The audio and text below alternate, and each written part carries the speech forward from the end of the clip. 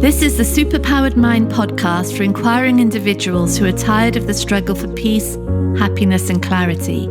I'm Claire Diamond, ready to help you explore the principles of the mind, the self, and reality to unlock ultimate mental freedom. This podcast is the one to listen to if you're ready to experience the capabilities of the superpowered mind. Hi, everybody. Today we're looking at the phrase, you create your own reality. And it's a really interesting one, this, because it all depends on what that you is. Whether that phrase sends us into complete confusion, more frustration, more insanity, more stress, or whether it's a portal to sanity, a breakthrough space of real deep understanding within the mind about what's going on. So it seems to me that there are two yous that phrase could be referring to. The first you is the you that believes in free will, in independent choices, in a separate objective entity within the body, brain, mind that is independently observing a true, objective, separate reality and making its own independent decisions. So that you, it's absolutely compellingly believable, gets told by a spiritual teacher, you create your own reality. And that you, which is really an unquestioning belief structure, an unquestioning, well, it's completely subconscious, really. It looks so real that it isn't even available for questioning. It's just completely real. This is what I am. This is what the world is. And I'm the agent here. I'm the decision maker. I'm the chooser. And that you gets told you are creating your own reality. And this, I think, is what happens a lot I've seen it a lot in the 3 Ps. It happened to me that there's all this stuff going wrong. I was in the middle of, really difficult time. And so you get told you are creating that. You, Claire, independent, separate entity, choosing, doing Claire, you are creating all of your problems. So in other words, you just need to stop creating all of those problems and your life will be completely fine. And what that does is it cements in place, really, this you idea, this you that is somehow able to control thought, control belief, control conditioning, control all the experiences that have led to current perception, change them so that everything is rosy. Relationships are all brilliant. There's tons of money. There's holidays all over the place. There's great work happening. Everyone thinks we're amazing. Somehow I, me, Claire, this separate independent entity can somehow bring that about. And that is really problematic because how? How does that happen?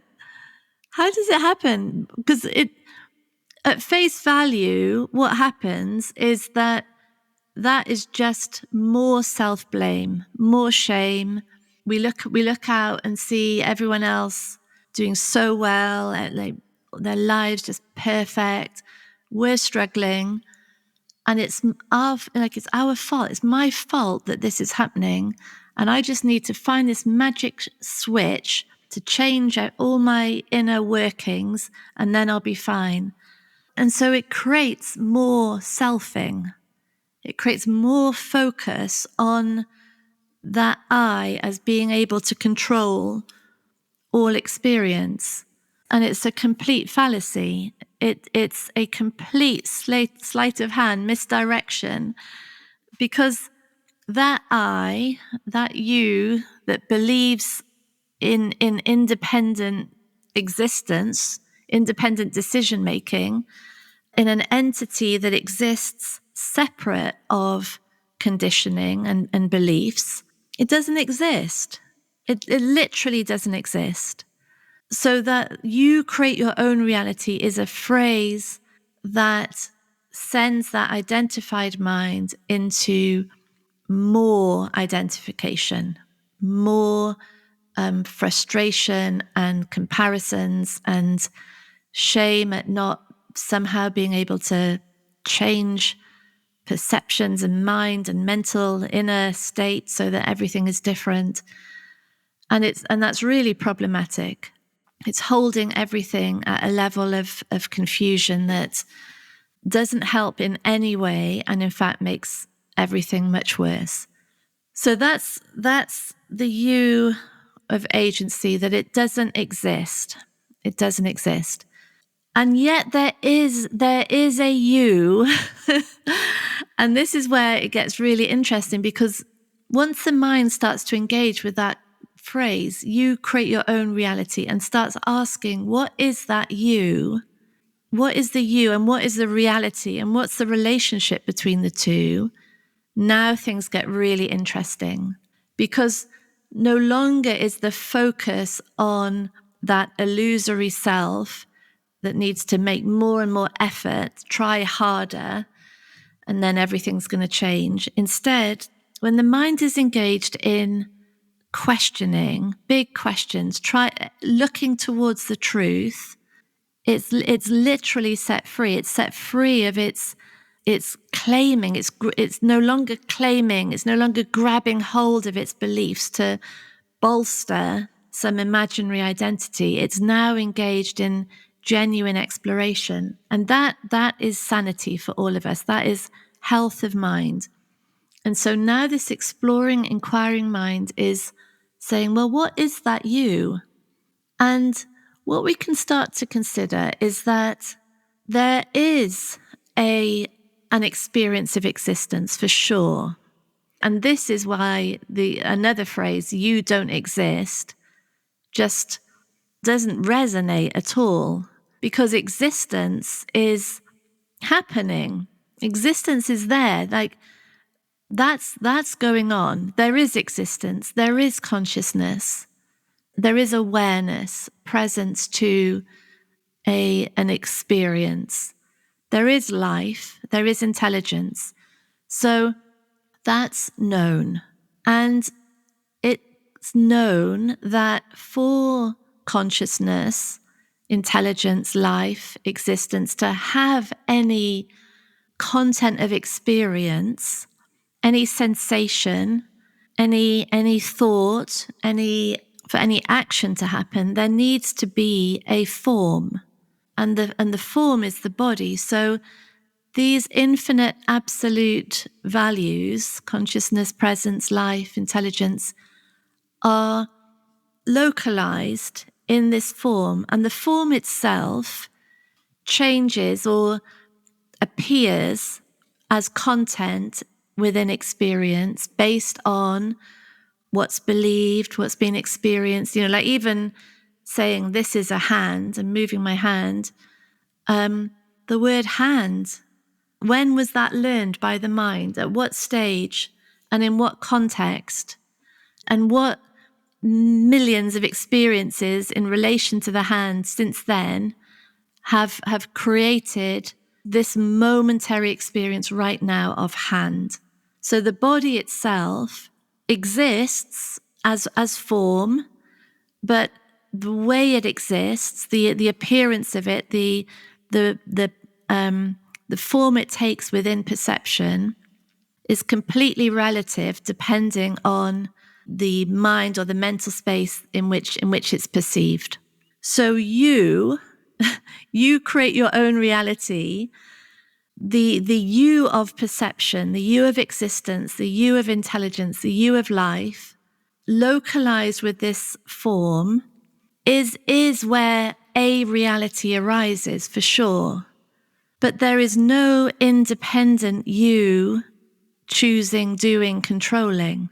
The you is watching, isn't it? It's observing experience arise. It's observing content within the mind. It's observing behaviors happen, observing reactions happen. And these are all taking place because of the conditioning that the form in which experience takes place has been conditioned. So there isn't a agent you, there isn't a choosing you, there isn't a deciding you independently, and yet the you that you are is observing infinite choices, infinite decisions, infinite reactions taking place, because that's been the way the form has been conditioned, the way it's been trained to perceive and act by its own acquired belief system, isn't it? By its own interactions, automatically creating learning within the body mind. So you create your own reality. The you that I believe myself to be, separate, independent, all the things that all the beliefs that have been acquired about that are the same as the reality, aren't they? They're both arising within the content of experience. This separate, identified me and reality are both appearing based on what's believed, based on the conditioning. There is no separation between the two, ever. There cannot be. The content of whatever that me is believed to be and whatever the reality is believed to be, made from the same belief system. And so that you, that believed you, is not doing anything. It's a creation of beliefs. But the true you is watching all that happen. And now we are sane, because the mind observing content of experience, including any thought of what I am, is a sane mind. It's a free mind. It's an unidentified mind. It's just observing, and it's in recognition that there is no I controlling that. It's just what's happening. And it means that all experience now is taking place within sanity. It's taking place within a mind that is free and is engaged in inquiry. So everything that's happening is information and feedback into this body-mind system that creates the experience. And now you create your own reality is no longer problematic. It doesn't lead now to more shame, more confusion, more identification. It's just a recognition that the space of observation doesn't change. And within that space, content arises, which can look so real, can't it? It can look absolutely true. And in fact, the more that self, that independent self, looks true and separate from the reality in which it appears, the more that's information back into the system that there's something amiss. There's some confusion going on. So I wouldn't ever use that phrase, you create your own reality.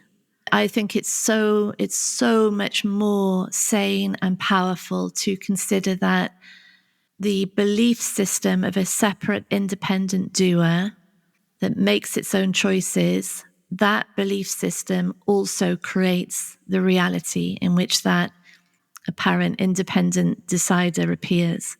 They're made of the same thing. And just to observe that is an incredible leap of inquiry. And it completely changes then. It changes that believed me, and it changes the reality in which that believed me is operating, because the entire self-interaction is changing. The entire basis of motivation is changing. Yeah. So let's not say that to anyone, you create your own reality, because it could send the identified mind into absolute chaos. Let's instead just explore what the you really is. What is that you, and where our behaviors and choices really coming from? Yeah, thank you everyone. Lots of love. Bye. Thank you for listening to Superpowered Mind with me, Claire Diamond. If you want extra support in the exploration of your mind, download our exclusive subliminal recording, especially for podcast listeners, on bit.ly/podcast subliminal.